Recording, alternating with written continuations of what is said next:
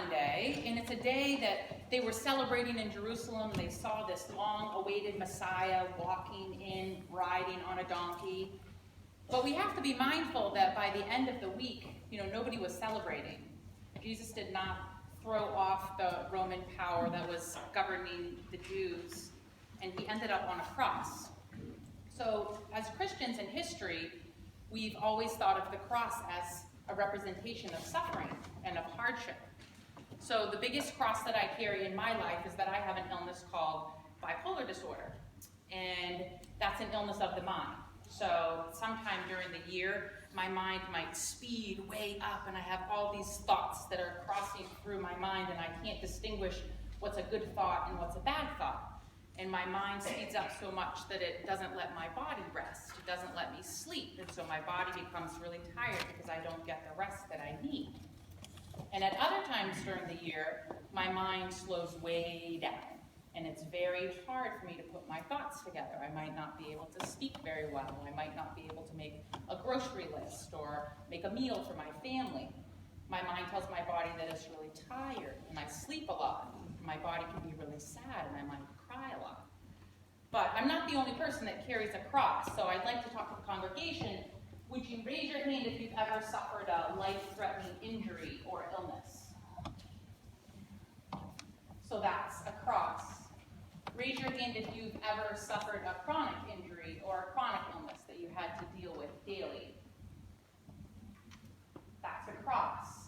So raise your hand if you've ever had a loved one or someone in your family, someone that you love very much or close to you that had a life-threatening injury or illness or a chronic injury or illness. That's a cross. It's a cross because even though that's not happening to you, when somebody that you love and care about is suffering, you help them carry that burden. So when Jesus was walking down the road to Calvary, he was so hurt because he had been so mistreated, he couldn't carry his cross by himself. And they pulled a man out of the crowd named Simon, and they forced Simon to help Jesus carry his cross. Well, we don't have to force anybody in your family or your community to help you when you have a suffering or a burden because we love you. We want to help you carry that burden. So in the Bible, Jesus also says, take up your cross and follow me. And that doesn't really mean that you should take up those hardships that you have in your life and follow Jesus. It means that you must be willing to give up your life for God. Now, nobody's asking you to die on a cross. What he means by that is that you have to be willing to give up the life that you plan for yourself for God. So you might already know what you want to be when you grow up. You might know where you want to live or the things that you might want to do, the places you might want to see. But God might have another plan for you. And you have to be willing to give up that life that you plan for yourself to do God's work. So we got each of you a cross. These crosses are from the Holy Land all the way over from Jerusalem, and they're carved from olive wood. We're going to give you each one. You may take whichever one speaks to you. You can pass the basket.